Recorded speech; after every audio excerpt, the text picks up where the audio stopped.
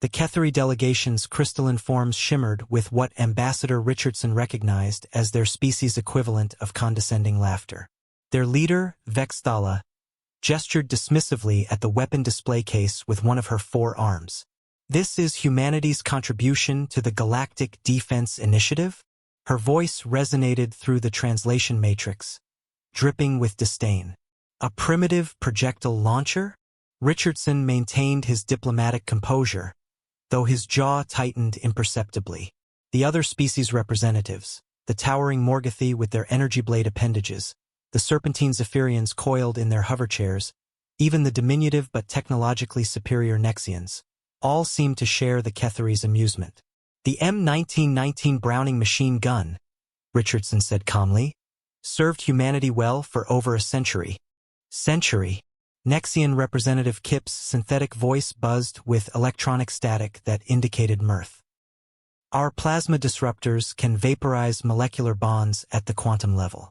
Your machine gun fires metal slugs."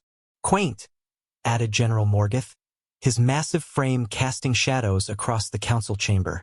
"Our warriors wield coherent light that can slice through neutronium. What can your antique possibly accomplish against the Devourers?" Richardson had heard this before.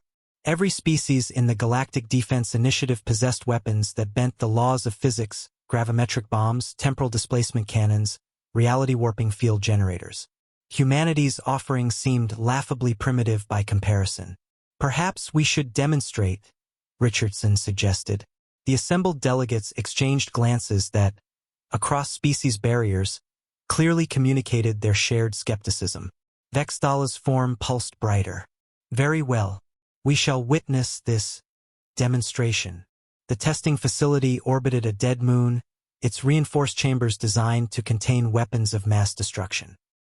Richardson's military escort, Colonel Martinez, supervised the setup with methodical precision.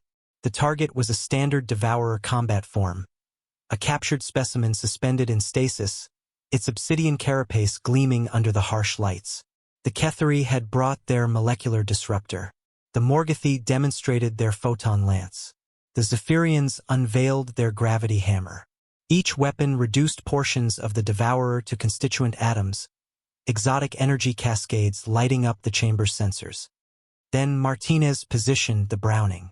"Antique," Kip repeated, his optical sensors focusing on the simple mechanism.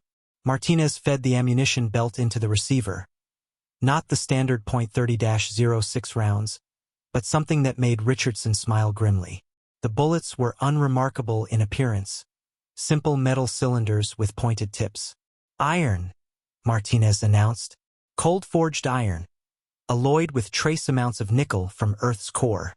The first burst was short, 3 rounds punching into the Devourer's flank. The creature's stasis field flickered. The second burst drew a keening wail from the supposedly unconscious entity. By the third burst, the Devourer was dissolving. Not vaporizing. Not disintegrating. Dissolving like sugar in acid.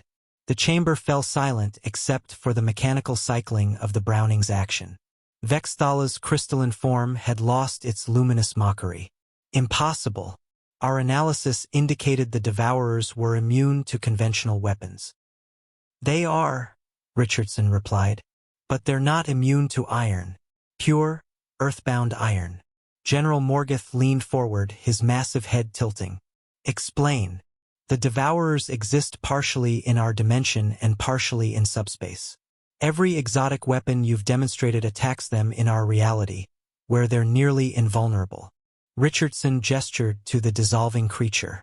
"But iron, specifically iron forged in a planetary magnetic field, disrupts their dimensional anchor.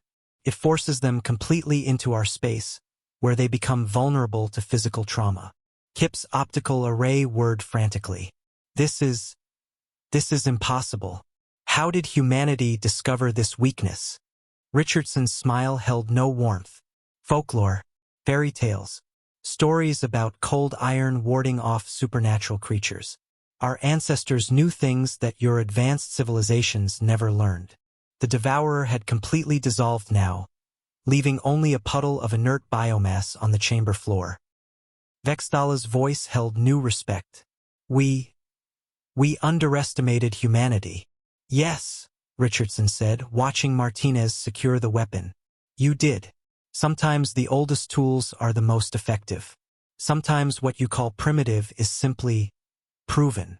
The antique machine gun cycled one final time, ejecting its last spent cartridge with a metallic ping that echoed through the silent chamber like a declaration of war.